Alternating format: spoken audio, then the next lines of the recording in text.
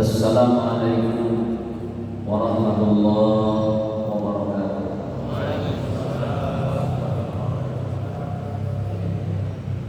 Innal hamdalillah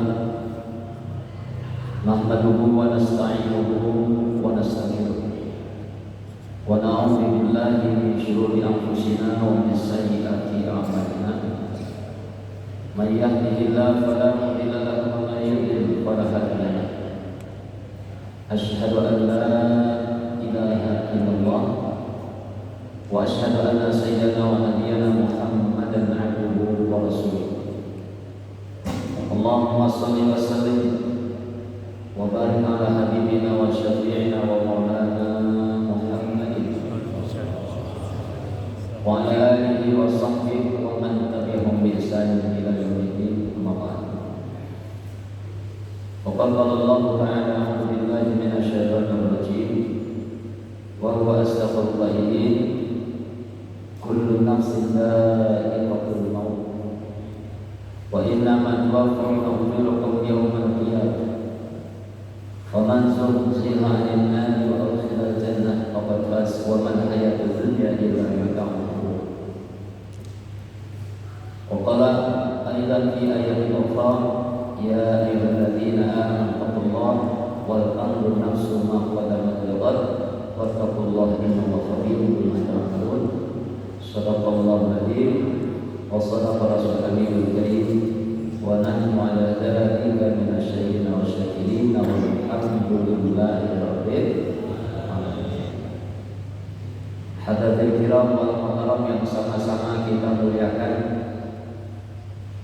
para guru-guru kita, para ilmu ulama, wabil khusus kepada ketua forum silaturahim masjid dan mushola sepasiraya Bapak Ustadz Wahid, ketua DKM Masjid Jami Pasiraya Pak Ustadz Muhammad Qasim, Pak Ustadz Yana, Alhamdulillah Ustadz hadir, dan juga para asatidz lainnya yang mohon maaf al-fakir kebetulan belum kenal jadi tidak maksud mengungkapnya begini. Jadi mohon maaf, jangan ada nah ini tersebut karena memang belum kenal, tapi sedikit pun al-fakir tidak ada maksud, bukan materi kepada beliau, tidak mengurangi materi kita kepada beliau semuanya. Kita doakan mudah-mudahan baik para asatidnya, para pengurus DKM-nya, para tokoh masyarakatnya, para orang tua kesepuhan kita yang senantiasa menemani, yang senantiasa membimbing, mengajarkan kita kebaikan, kita doakan Allah diberikan panjang umur, amin. Diberikan keberkahan hidup maupun ilmunya, diberikan kesehatan jasmani maupun rohaninya, diberikan kemudahan dalam setiap urusannya, dan mudah-mudahan ilmu yang beliau berikan kepada kita barokah dunia akhirat, amin ya rabbal alamin. Dan juga kepada seluruh hadirin, para jamaah yang tentunya sudah datang dari tempat masing-masing, dari alamnya masing-masing, ini beda-beda alam maksudnya. Baik para jamaah yang muliakan, pagi ini terus terang aja saya menemukan materi, nggak ada janjian sama Kori, kok nyambung banget ya ini pada umumnya. Tadi yang dibaca surat apa? Al-Hasyr ayat 18. Itu sebetulnya Al-Hasyr 18 ini adalah ayat muhasabah, ya, ayat muhasabah.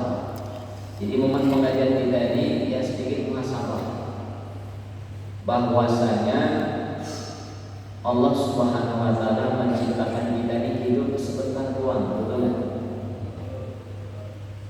Kenapa mesti kita muhasabah, mengingatkan diri, evaluasi diri? Karena memang sepanjang-panjangnya hidup kita di dunia pasti ada game overnya kalau kata bocah. Kalau main ada game overnya. Sejauh-jauh orang berlari dalam lomba lari pasti ada finishnya. Sekuat-kuatnya orang berjalan pasti ada capeknya. Itulah manusia ketika hidup di dunia. Karena memang manusia itu di dunia, kata Nabi, kita ini semuanya musafir. Jadi gak ada istilah orang menetap. Kalau di karyawan itu kan ada istilah karyawan permanen, karyawan kontrak, boleh nggak apa-apa. Tapi Tapi kalau bicara hakikat kita ini semuanya kontrak di dunia. Ada yang permanen, betul kan? Jadi yang bilang begini, usah saya punya SK apaan, mati besok. Kita semuanya kontrak, jadi nggak ada istilah permanen. Yang punya rumah pun jangan merasa Ustaz saya sudah punya rumah, bohong, kontrak. Karena kita musafir. Ini berusaha panjang ini. Kenapa? Karena manusia ini ketika hidup kebanyakan goflah, lalai. Saking asiknya kerja, lalai. Saking asiknya bisnis, lupa. Saking banyaknya order, lari bahasanya. Betul kan? Lupa apa? Lalai apa? Lupa bahwasanya kita hidup sementara akan ada kehidupan yang abadi di depan sana. Makanya betul ya ayat Quran tadi muhasabah sebetulnya. Ya ayyuhalladzina amanu taqullah. Yang dipanggil orang beriman. Taqullah, kata Allah, bertakwalah kepada Allah. Ternyata asas perintah yang paling pokok dalam hidup kita adalah perintah taat.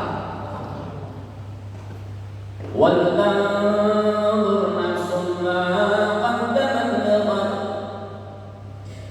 Wal tanzur nafsum ma qaddamat lighad. Allah jauh kita, hendaklah kalian melihat ma qaddamat, nengok ke belakang. Maksudnya apa? Maksudnya melihat apa yang sudah kita lakukan selama hidup kita. Lihat, artinya untuk masa depan.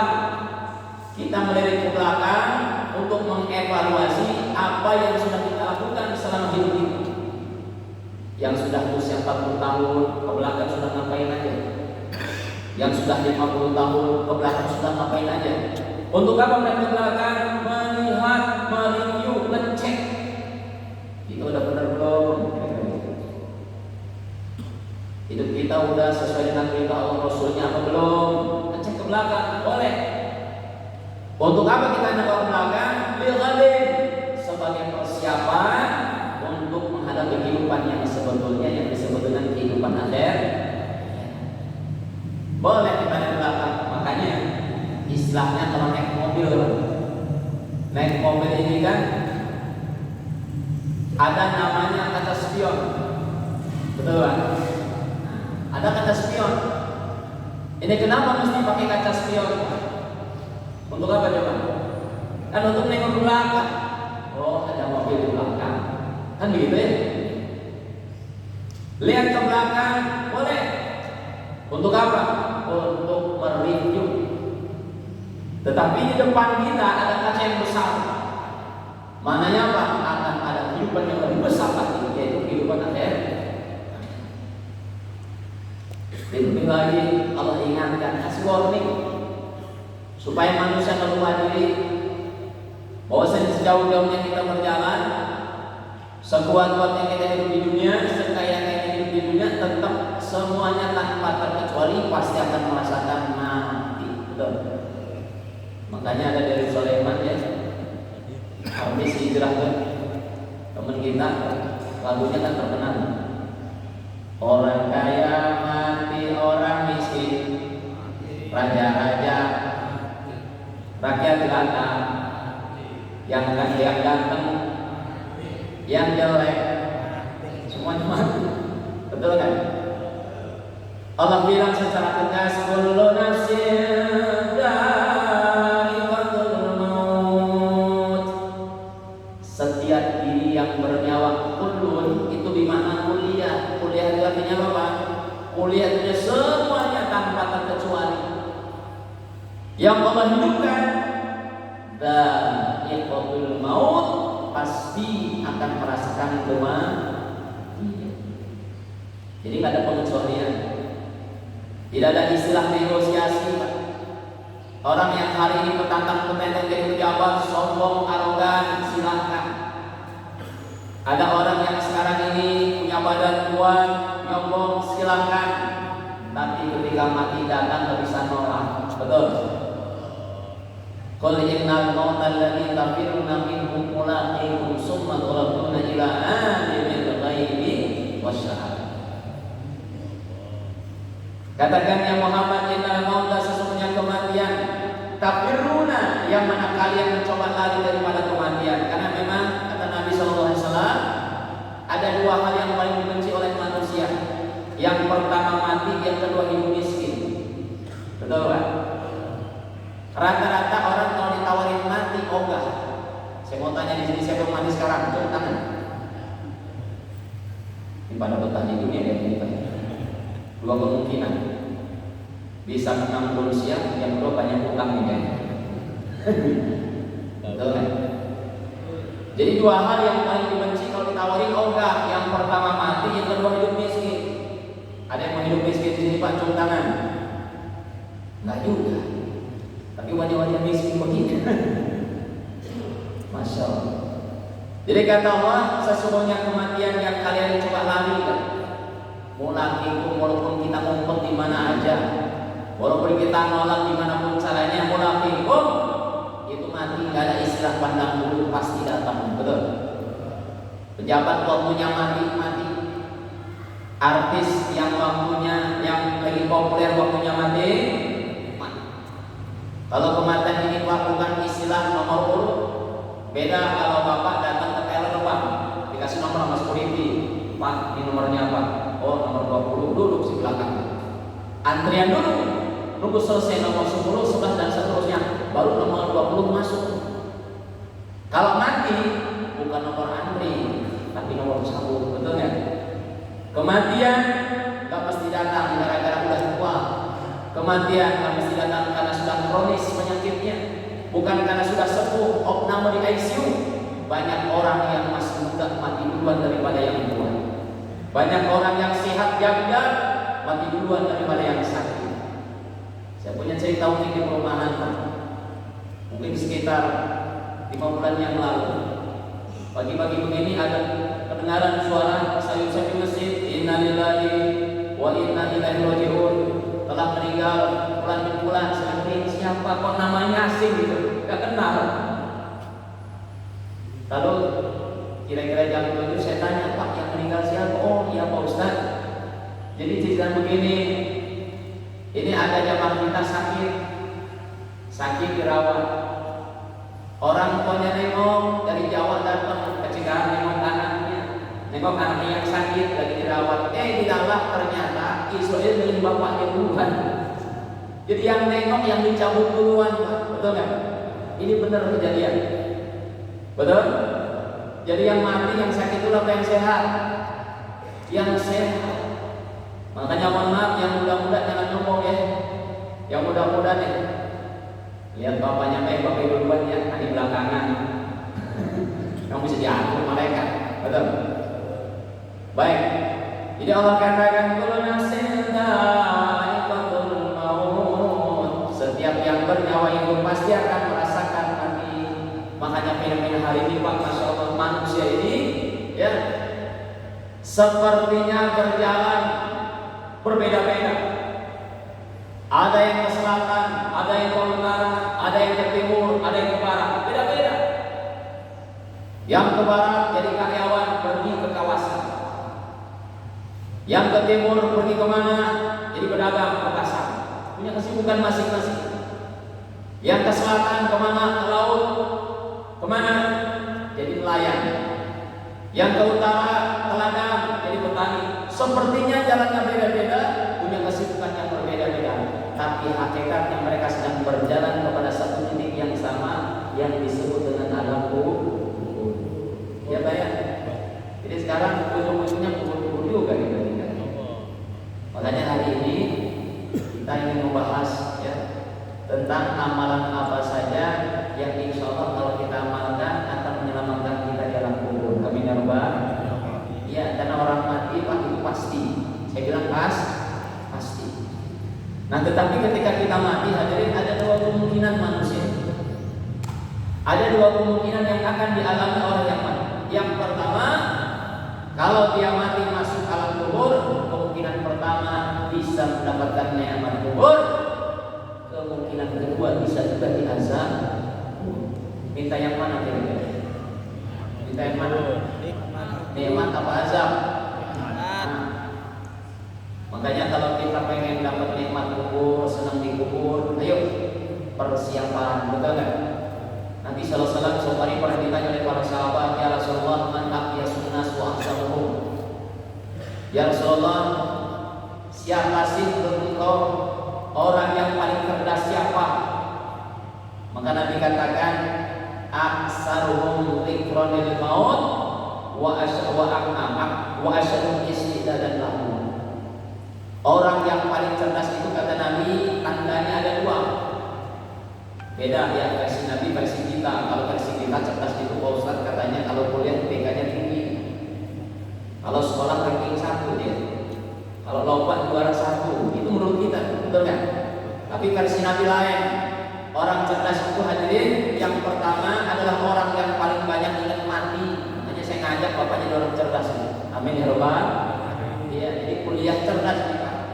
Kalau Rocky dulu kan kuliah akal sehat, kalau saya ngajak kuliah cerdas.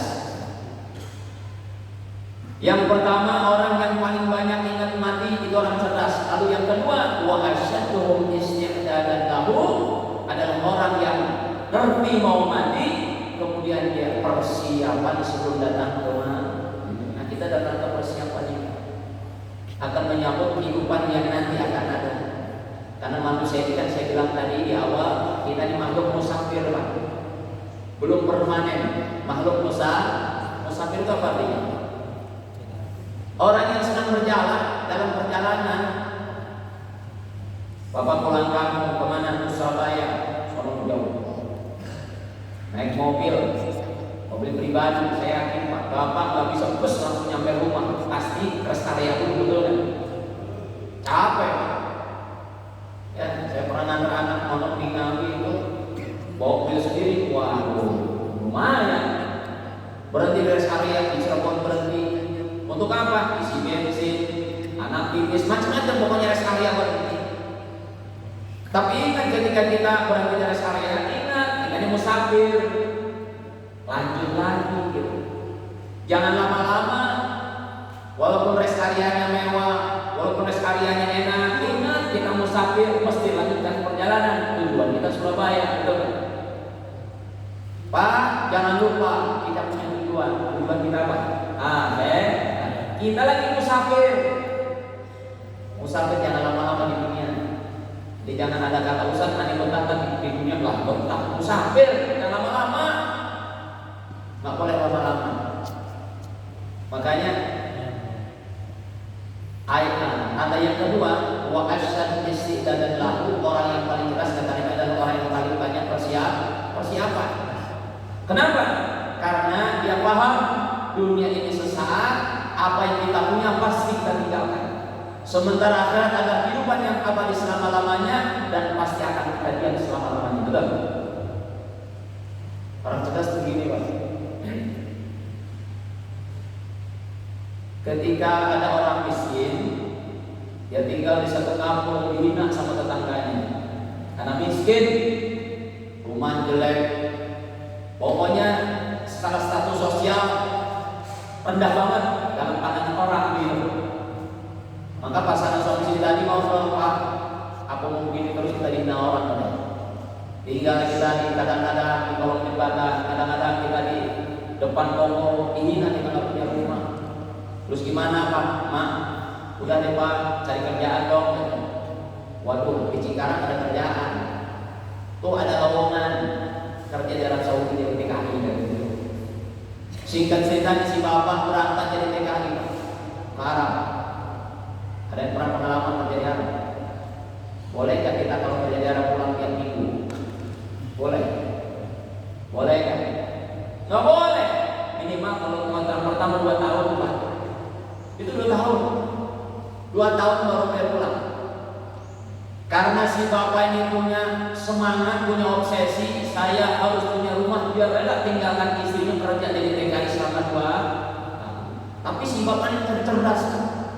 Dia berangkat ke sana jadi TKI bukan untuk seneng-seneng tapi pengen usaha.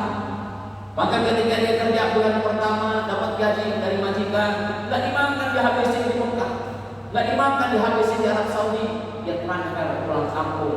Bilang sama istrinya, Bu, alhamdulillah gaji pertama bapak kirim, dikirim transfer disimpan. Maka kata si mama, Pak, ini duit yang ada, nyicil mobil tanah semeter 2 meter. lagi tanah sampai cukup 100 meter, kirim lagi beli pasir, kirim lagi beli bata, kirim lagi beli semen. Singkat cerita karena dikirim terus 2 tahun pulang sudah punya rumah. Itu kan cerdas, betul kan? Karena dia tahu rumah dia bukan di Arab Saudi, rumah dia di Indonesia. Maka dia kirim tuh, itu tempat tinggal saja, transfer tuh. Dia susah payah di Arab Saudi, dia tidak leha-leha, dia tidak koyak-koyak, nggak ngabisin duitnya, tapi dikirim ke kampung. Pulang sudah punya rumah. Kita pun sama, pulang kampung kita pertanyaan saya, Bapak udah nabung belum? Udah nabung belum? Ini muka-muka bingung semuanya. Ini bukan rumah kita, Pak. Bukan tempat kita kerja, tempat kita susah, tempat kita mujahadah, tempat kita nabung. Kirim kemana? Itu orang cerdas. Tapi sebelum kehidupan akhirat, ya kita akan mengalami dulu namanya kehidupan alam kubur. Manusia itu kan melewati 5 fase, ya. 5 fase. Yang pertama alam ruh sudah lewat. Yang kedua alam rahim pun sudah lewat. Nah, yang ketiga sekarang nih alam jalan. Yang ketiga alam dunia. Sampai kapan? Nggak tahu. Yang jelas ajal pasti datang. Yang jelas mati pasti datang. Kita nggak tahu. Besok bisa, lusa juga bisa, minggu depan juga bisa. Yang pasti mati pasti datang. Makanya di antara jamaah bisa aja nih. Bapak duluan saya belakangan bisa. Atau dibalik saya belakangan bapak duluan juga bisa. Ya Pak. Jadi kita nggak tahu malaikat ini. Ya. Mungkin sekarang ada yang ditongkrongin di belakang bisa juga. Bapak kita pulang di rumah bisa juga. Betul Pak? Iya, tapi nggak apa-apa pulang ngaji. Insya Allah semua khotimah. Amin. Iya. Belum lama juga Pak saya ngisi pengajian di Cikarang Baru di Masjid At-Taqwa. 1 pagi kajian pagi subuh. Saya ngaji baru mau khotimah. Tiba-tiba di depan saya itu persis banget dia lagi nyender, tiba-tiba buduk-buduk jatuh. Makanya yang ada yang nyender ada di sini. Yang nyender cepat mati biasanya. Kenyataan demi Allah saya cerita. Ini bukan guyonan, asli teman. Karena saya saksi mata lagi ngaji begini, buduk-buduk jatuh. Waduh, Pak, itu jatuh kenapa sih? Kata Jamal Pak Ustaz sudah biasa, dia kadang-kadang suka jantung kumat bisa bangun lagi. Tapi saya naik karena perasaan itu jatuh kalau saya tunggu nggak bangun-bangun. Udah deh Pak, saya stop dulu break ngaji. Ayo sana, lihat cek, dicek. Saya penasaran kenapa? Kelihatan itu badan udah mulai kaku, udah mulai kuning Pak. Saya pegang dingin, saya kumpulin jamaah kumpul, kita bantu talqinin. Dipegang dingin, ini saya pegang dingin, ini dingin. Ternyata harusnya sudah di sini. Ayo ditalqinkan. Menikah dalam keadaan hadir dan mati setahun. Alhamdulillah. Lalu saya bilang, Pak, inilah kematian yang indah. Betul. Meninggal di tempat yang mulia, berwudu, habis sholat subuh, ngaji pula. Kita pengen meninggal itu, Pak, pengen. Makanya kita doa, mudah-mudahan kita semuanya menunggu amin ya rabbal alamin. Jadi jangan takut ya, Pak. Kita mati jangan takut, yang penting matinya husnul khotimah. Meninggal lagi ngaji, meninggal lagi tahajud, meninggal lagi puasa, meninggal lagi baca Quran, betul. Nah, insya Allah kalau orang ini akan diwafatkan tergantung kebiasaan hidupnya. Jadi kalau kita pengen mati baik, ya biasanya yang baik-baik, ya. Kalau kita pengen meninggalnya baca Quran, sering-sering baca Quran. Ya, sering kita dengar Pak, Masya Allah. Anak saya pesantren di Sukabumi, Kang Herman, di Rengen. Ini saya punya cerita luar biasa. Saya ceritain terus kepada jamaah khususnya ibu. Istrinya itu punyainya, ya, itu melahirkan terjadi pendarahan di rumah sakit. Subhanallah. Singkat cerita, Pak meninggal karena pendarahan, anak lahir selamat. Dan cerita yang menyaksikan punyai meninggal seperti nggak meninggal, karena sebelum meninggal dia baca Quran terus. Karena dia adalah seorang hafidhah. Lihat, orang yang di hatinya Quran mau meninggalnya juga satu hal yang ajaib, satu hal yang menakjubkan buat kita saat itu. Beliau almarhumah meninggal di rumah sakit jauh dari pesantren, tapi kejadian aneh terjadi. Apa itu? Pada saat beliau wafat, itu orang kampung heboh, padahal kabar belum nyampe almarhumah meninggal belum. Jadi meninggal, tiba-tiba kampung heboh. Apa yang bikin heboh? Satu kampung wangi semua. Sampai orang pada keluar rumah, ini wangi apa? Wangi apa? Orang pada bingung. Ini wangi apa? Ternyata terjawab ketika ambulan datang dari jasadnya almarhum. Subhanallah. Ya makanya kita kalau dengar Quran, insya Allah Quran memuliakan kita ya Rabbal. Baik. Jadi alam kubur nanti kita alam setelah alam dunia, baru nanti kalau kiamat kubur terjadi alam akhir. Sekarang kita bicara konteks alam kubur, Pak. Ya, tolong perhatikan nih. Jadi kalau yang pengen niat, ya niat nanti di kubur pengen bahagia, dengerin. Karena ini amalan-amalan supaya kita selamat daripada azab. Bismillahirrahmanirrahim. Man arada ayyan min adabil qabri wa alaihi ayulazim arba'ata asya' wa yastami arba'ata asya'. Siapa orang yang ingin selamat daripada azab kubur, fa alaihi ayulazim, hendaklah dia memperhatikan, menjaga, mengamalkan arba'ata asya', 4 amalan. Ada 4 amalan yang harus kita amalkan, kita jaga supaya dijauhkan daripada azab kubur. Wa yastami arba'ata asya', begitu pula menghindari dari 4 hal. Ada 4 hal yang harus kita amalin, ada 4 hal yang harus kita tinggalkan supaya kita selamat daripada azab. Ayo kita persingkat. Yang pertama, fa'amal arba'ah, apa adapun yang 4 yang harus kita amalkan, alladzina lazimuha. Yang pertama, muhafadzatus shalawat, menjaga sholat. Sholat nomor pertama. Sholat nomor pertama. Ini sebetulnya ngingetin Pak, karena banyak orang Islam yang masih banyak yang kalian sholat. Dianggapnya sholat tak penting. Yang penting itu ustaz meeting. Yang penting itu apa? Klien. Yang penting itu siapa? Customer. Yang penting itu bisnis. Kebanyakan begitu, sholat lewat. Betul? Kalau udah ngaji sholat berubah. Kalau udah ngaji, apapun kondisi dimanapun kita berada, sesibuk apapun, sholat tetap nomor 1. Ada karyawan begini, Pak Ustaz, kita kan lagi meeting, gak enak sama bos. Kita kan lagi meeting, gak enak sama customer. Kita lagi meeting, gak enak sama investor. Silahkan ente jawab. Tapi saya tanya balik, kalau ente mati, ditanya malaikat munkar wa nakir, itu bos nolongin gak kira-kira? Ayo jawab. Ayo tanya. Itu bos yang kita bela-belain, katanya loyalitas, katanya, betul ya? Yang katanya loyalitas sama bos, yang katanya profesional, yang katanya kita totalitas untuk perusahaan. Demi Allah, kalau kita mati, malaikat Israel datang nanya, nggak bisa jawab, itu bos bantuin nggak? Diem. Iya, kadang-kadang kita mindset kita pendek banget ya, betul? Kita bela-belain sesuatu yang nggak jelas. Makanya subhanallah Pak, kenapa nih urusan sholat diutamakan? Karena kubur ini punya Allah. Boleh bos berpuasa di perusahaan, boleh.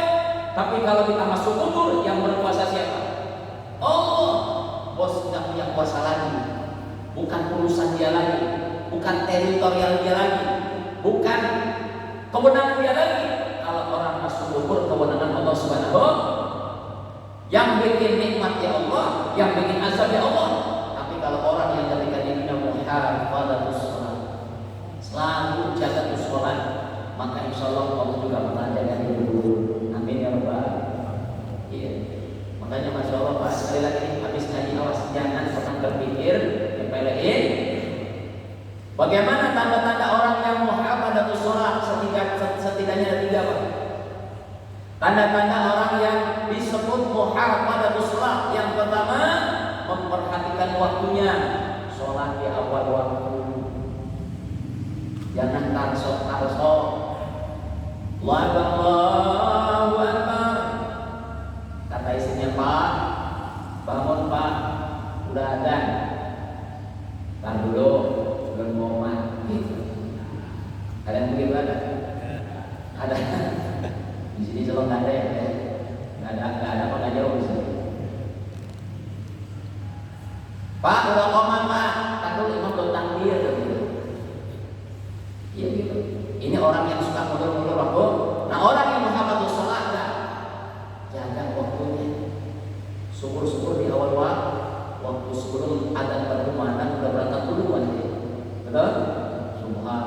kedua, tanda-tanda muhafadzah sholat, menjaga tempatnya di mana adzan dikumandangkan, baik masjid maupun usahain.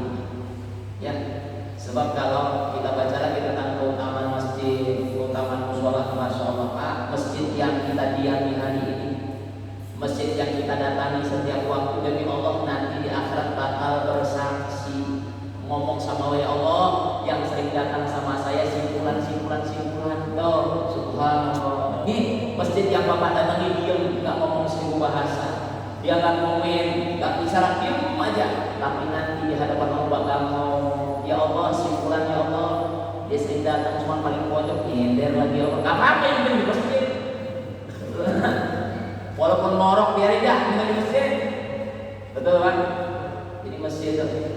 Lalu yang ketiga, muhafadzah sholat, memperhatikan caranya, yaitu berjamaah. Sebab lihat sejarah kehidupan Nabi, selama hidup Nabi tidak pernah sholat wajib di rumah. Betul? Bahkan ketika menjelang akhir hayatnya, detik-detik meninggal dunia dalam keadaan beliau sakit parah, tetap Nabi minta supaya dibopong badannya ke masjid sholat. Ini Nabi contohin. Kalau kita kan lain pakai encok dikit, absen pakai kain, punten yang lagi encok doang. Keselio dikit, absen, betul. Ya Allah, kalau perlu siap ditandu pakai kain. Buat jamaah yang ogah ke masjid ditandu deh, betul kan?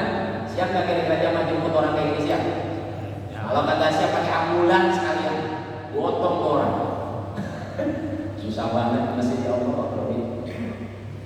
Baik, ini muhafadzah sholat yang pertama. Lalu yang kedua, amalan yang bisa menyelamatkan kita di kubur, as-shadaqah, perbanyak sholat. Oh, subhanallah. Di dalam surat Al-Munafiqun Allah ingetin, wa anfiqu mimma razaqnakum min qabli an ya'tiya ahadakumul maut fa yaqulu rabbi laula akhartani ila ajalin qarib fa asaddaqu wa akun minas shalihin. Allah bilang wa anfiqu, berinfaklah, bersedekahlah, berdermalah, nyumbanglah mimma razaqnakum, dari sebagian apa yang kami berikan kepada engkau, min qabli ayat ya ahadakumul maut, sebelum datang masanya kematian. Sebab kalau harta itu ada dua macam, ada harta yang dikeluarin sebelum mati, ada harta yang dikeluarin sesudah mati, beda, betul kan? Kalau harta yang betul, harta yang sahih adalah harta yang kita keluarkan sebelum mati. Itu yang benar. Itu yang benar tuh. Harta kita punya kita keluarin ketika hidup, itu yang benar. Sedekahin, rela hati, betul kan? Tapi kalau harta yang dikeluarkan sesudah mati, itu harta yang mau tidak mau dikeluarin, yang disebut dengan harta warisan. Pak, sekarang ada orang tua pelit banget, medit banget, bahil banget, dikorek udah pelit banget dah. Dikagak tuh duit, sampai mati nggak dibagiin. Demi Allah, kalau udah mati pindah tangan ahli waris, betul kan? Dipaksa. Mau nggak mau dalam Islam harus jadi harta warisan, dibagi sama ahli warisan, itu dipaksa, keluar juga duit tuh. Maka jangan nunggu kita mati keluarin. Maka Allah bilang sumbangin itu harta sebelum datang kematian. Kalau sudah mati, fa yaqulu rabbi laula akhartani ila ajalin qarib.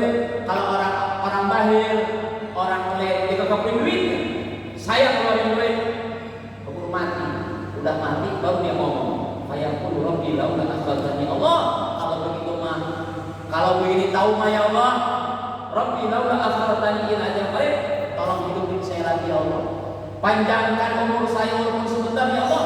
Dia bilang apa? Pak as-shadaqah, kalau saya hidup lagi saya banyak sedekah. Subhanallah. Ya, Allah cerita begitu supaya kita berpikir, oh ternyata tidak ada yang paling dinanti-nanti bagi orang yang sudah mati. Kalau pengen hidup lagi, amalan pertama apa? Sedekah. Ini apa maknanya? Maknanya ternyata sedekah adalah amalan yang dahsyat yang bisa menyelamatkan hidup nyaman orang yang ada di dalam kubur. Bagi kita yang masih itu Pak, mungkin orang tua kita sudah meninggal dunia. Ayo, kalau kita punya orang tua kita senang sedekah ya atas nama orang. Saya punya adik saya ada 7, ada 8 adik saya. Ini adik saya yang keempat, yang ketiga. Kelas 2 SMK, pulang sekolah, lagi nunggu angkot mau pulang, tiba-tiba ada mobil sedan, bannya pecah, cekek, nabrak adik tinggal seketika. Kelas 2 SMK, anaknya soleh banget, ya, meninggal seketika, badan hancur, Pak, kepala semuanya hancur. Gak ada satu kampung yang berani mandi kecuali bapak saya, Pak. Sendirian, semua pada gak kuat, lihat darah, macam-macam. Waktu itu saya masih ngajar di pondok. Yang nabrak tanggung jawab, saya ngerti musibah, datang keluarganya kasih sumbangan supaya apa karena kasih ngasihlah uang sekian juta waktu. Saya masih ingat 5 juta. Setelah dikuburkan ibu saya nangis, saya datang dari pondok. Kata ibu, saat dia dengar udah budak kasih kubur. Apa artinya waktu duit 5 juta kalau anak udah hilang? Saya bilang kalau ibu pengen adik ini senang dikubur, ada caranya. Kumaha caranya? Saya keliling ke masjid-masjid, tanya TKM butuh apa?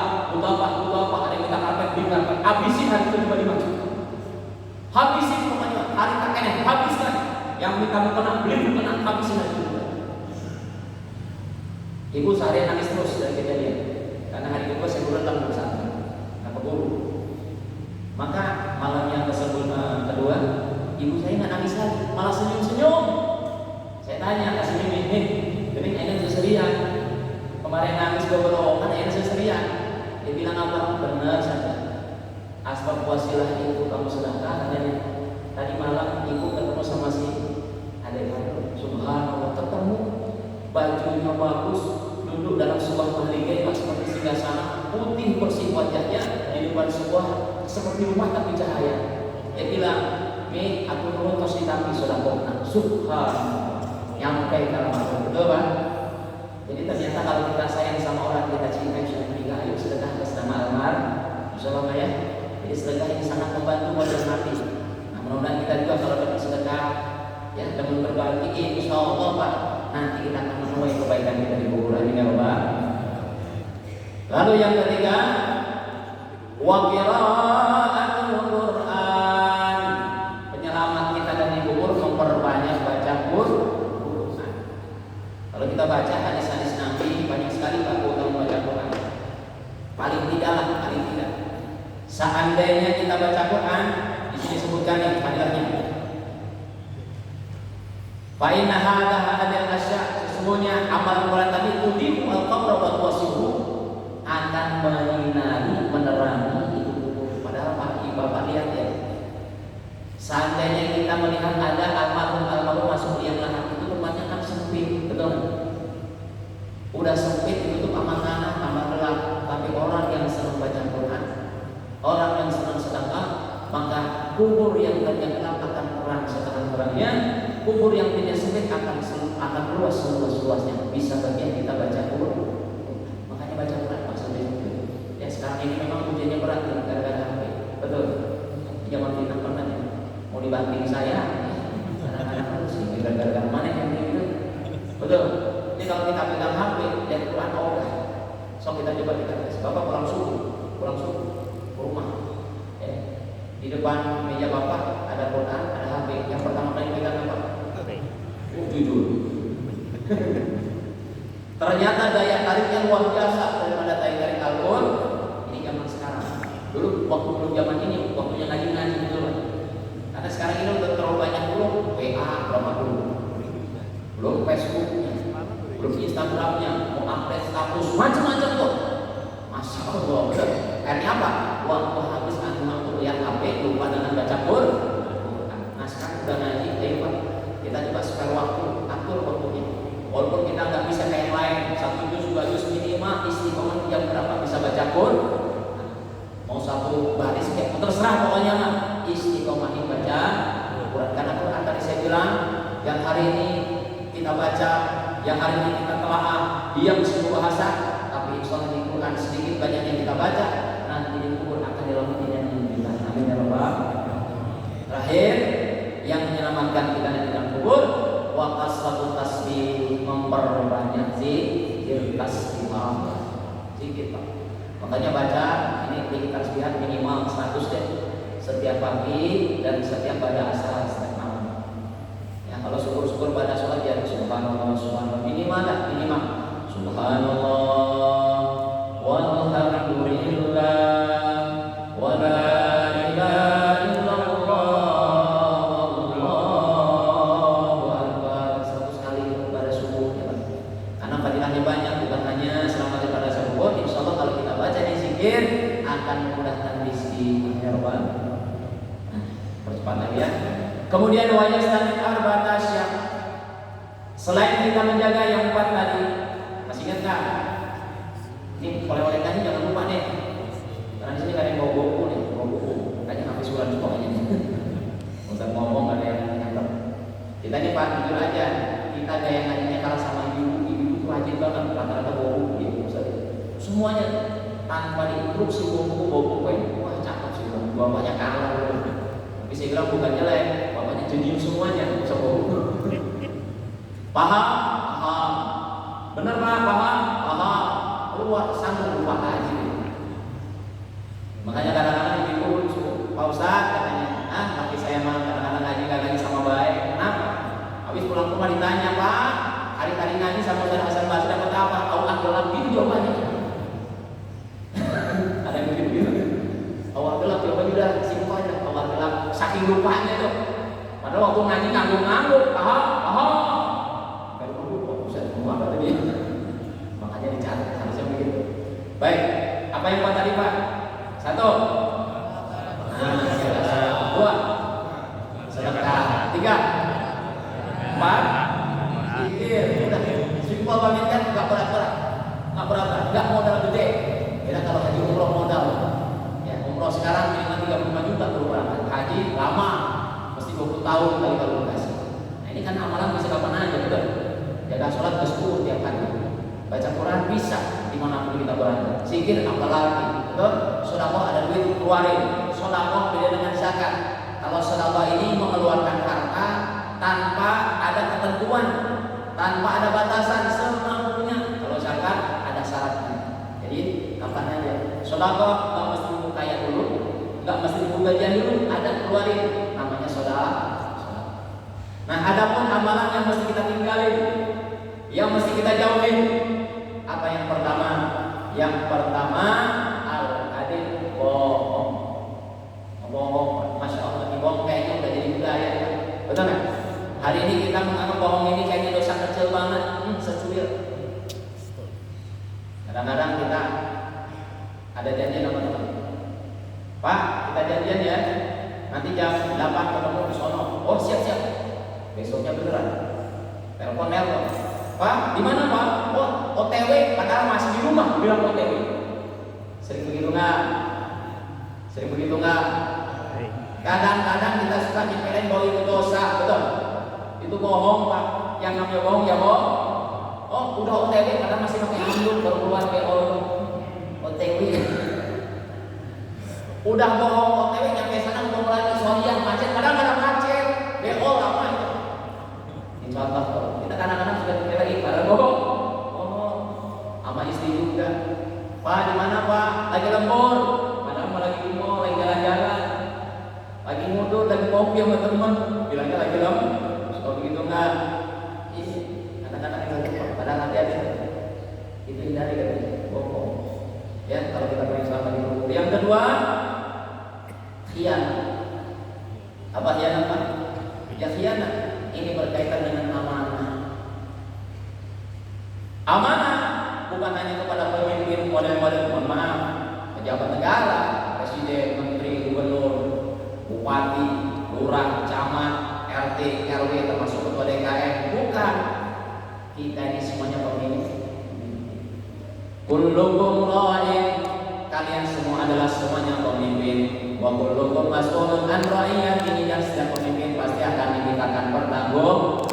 Nah, sebaik-baik pemimpin adalah pemimpin yang menjalankan amanah. Seburuk-buruk pemimpin adalah pemimpin yang khianat. Bapak bukan ketua DKM, bukan RT, bukan RW, tapi dalam rumah tangga. Betul? Iya, makanya minimal kita jangan khianat di rumah tangga. Apa tanggung jawab saya sebagai kepala rumah tangga? Dua, ada tanggung jawab dunia, ada tanggung jawab akhirat. Tanggung jawab dunia, siapin nafkahnya, sandang, pangan, papan. Itu pun caranya benar yang halal. Betul? Nyiapin rumah dari yang halal, makanan dari yang halal, pakaian yang halal, pokoknya yang halal. Tanggung jawab. Yang kedua, tanggung jawab akhirat. Apa maksudnya? Pastikan anak istri keluarga bapak semua selamat masuk surga, jangan sampai masuk neraka. Itu baru pemimpin. Gimana caranya Pak Ustaz? Ajarin agama ke istri, suruh ngaji, betul? Ma, ayo ngaji. Butuh apa? Jilbab beli, gamis beli. Cuma jangan sering-sering yakin. Kadang-kadang ibu ini saking rajinnya Pak, lapor mulu sama lagi, Pak, seragam mulu katanya. Saking banyaknya pengajian kan beda-beda seragam. Makanya kalau saya pengajian PHB ini Pak, proses kayak yang hadir anak TK, ada yang biru, ada yang pink, ada yang hijau. Anak TK semua hadir. Yang stres kan bapaknya, betul. Ini kalau di Serang Baru, itu uniknya kalau mau lihat giliran misalnya. Sekarang di sini nanti undangan di sono, itu yang hadir beda juga, beda seragam sekarang hadir. Yang stres yang lagi, Sopi lagi. Betul? Nah ini, toh suruh istri ngaji itu tanggung jawab akhirat. Suruh anak ngaji, sholat ibadah itu tanggung jawab akhirat. Itu adalah pemimpin yang aman, jangan khianat, hati-hati. Kita kadang-kadang sudah merasa bangga, oh Pak Ustaz, saya sudah bikin anak saya sukses jadi dokter. Istri saya senang beli emas di kantor berlian, dibeliin mobil pribadi, tapi sholat tak diajarin, ngaji boro-boro, urusan agama dilalaikan, istri ngegibah didiemin, keluar rumah nggak pakai jilbab nggak diopenin, siap-siap ini model laki-laki yang khianat sama Allah. Namun sebelumnya termasuk khianat, hati-hati. Lalu yang ketiga, wan namimah, apa namimah? Provokasi, adu domba. Jangan adu-adu, sekali jangan adu domba. Ya, hati-hati ini zaman medsos, informasi dengan mudah masuk ke sini, betul. Makanya Bapak kalau dapat informasi apapun yang masuk grup, jangan langsung di-share lagi. Serta dulu ini informasinya benar apa enggak. Kalau bisa abaikan dulu, betul. Jangan sembarangan share. Kita sudah menjadi bagian fitnah buat orang lain. Kamu begitu. Gara-gara begini Pak, satu kampung bisa ribut. Gara-gara informasi, kita lihat sekarang orang saling nuntut, betul nggak? Omong dikit, komen dikit, upload di Facebook, di Instagram, nggak terima, ribut, polisi ujung-ujungnya. Udahlah, sekarang hati-hati. Mau komen, mau apapun hati, udah lebih baik diam dalam pemahaman. Terima, boleh kita terima informasi, tapi jangan di-share dulu. Kalau memang baik informasinya, maslahat, baik buat umat, boleh kita share. Tapi kalau menyangkut nama pribadi atau siapapun belum jelas urusannya, lebih baik kita doang langsung kita simpan, betul kan? Jangan jadi provokasi, bisa ngedom. Terakhir, nah ini unik nih, aneh. Hati-hati. Yang keempat, al-qaul, urusan kencing loh. Urusannya apa tuh kencing? Iya, kencing bagaimana? Kencing yang bisa menyebabkan azab kubur adalah kencing yang kurang hati-hati. Makanya sunnah Nabi dalam adab-adab istinja dijelasin bagaimana kencing yang benar. Bagusnya gimana Pak? Jongkok. Sebisa mungkin jongkok. Kalau nggak dapat teman yang penting jongkok. Itu sudah Nabi begitu. Kenapa? Lebih tuntas. Makanya ketika Bapak baul kencing, hati-hati, jangan sampai kita kencing menyebabkan justru timbulnya najis. Kenapa? Dengan kita jongkok, begini Pak, tinjauan dari ini ya. Kalau kita kencing secara jongkok, ini lebih lebih hati-hati, bentuk hati-hatian. Tapi kalau kita berdiri Pak, mohon maaf, kadang-kadang masih ada sisanya. Bapak kencing berdiri tidak tuntas, jalan kaki, terus tiba-tiba nah itu sisanya tuh yang nempel di serban, yang nempel di sana, di bawah sholat. Kira-kira sholatnya sah apa tidak? Mohon maaf, walaupun Bapak takbirnya kayak Imam Masjidil Haram, baca Qurannya, hafiz Quran, gerakannya udah kayak para wali, tapi kencing bawa kencing, nggak bakalan sah demi Allah. Makanya hati-hati. Ayo kita kencing bagi sunnah Nabi ya. Jongkok, ya bagusnya nanti ini Pak. Nah ini nih, bagusnya itu yang diajarin. Jadi ini lutut sebelah kiri diangkat, yang kanan ini. Nah mohon maaf, ini bukan jorok ya. Jadi ketika kita kencing, kelamin kita dipegang sama tangan kiri. Jadi dalam fikih ibadah begitu pakai tangan, jangan pakai tangan kanan, yang kiri. Setelah kencing itu jangan langsung cebok, ya diurut bagian bawahnya. Jangan kencang, ya tak lecet ya. Diurut bawahnya. Itu bagian keluarnya itu diurut, ditekan, dibantu supaya tuntas. Nah kemudian didehemkan. Nah 3 kali. Ya, untuk apa? Untuk membantu menuntaskan air kencing. Kalau di India itu Pak India lucu, ya unik lah. Mereka kalau kencing lebih ekstra hati-hati atau Hanafi itu ya. Mereka hati-hati kan. Kalau habis kencing mereka nggak langsung cebok, nggak langsung keluar. Mohon maaf, ujung kelaminnya dikasih tisu sama dia. Kemudian jalan-jalan, muter-muter. Matanya muter itu ada yang keluar. Dilihat ada sedikit sisa nempel. Saking hati-hatinya orang. Betul ya? Makanya jangan sampai di sini gara-gara kencing. Nauzubillah bukan hanya sholat ditolak, tapi menyebabkan azab kubur. Ya, baik itu siapa ya? Kajian kita cukup lengkap nih. Ada 4 amalan yang harus kita jaga dan ada 4 hal yang harus kita jauhi. Yang pertama apa yang dijauhi Pak? Yang pertama apa? Yang kedua? Yang ketiga? Apa namanya? Namimah ya. Yang kedua Pak? Yang keempat? Kencing sembarangan. Ya. Semoga apa yang disampaikan manfaat untuk kita semua. Ya. Mohon maaf kalau fakir. Bila ada kesalahan, nanti untuk lebih jelas banyak pusat-pusat tanyain lah. Kalau memang tak lagi ya. Sekali lagi, mohon maaf sekali dengan jawaban. Ada Allah wa Assalamualaikum warahmatullahi wabarakatuh.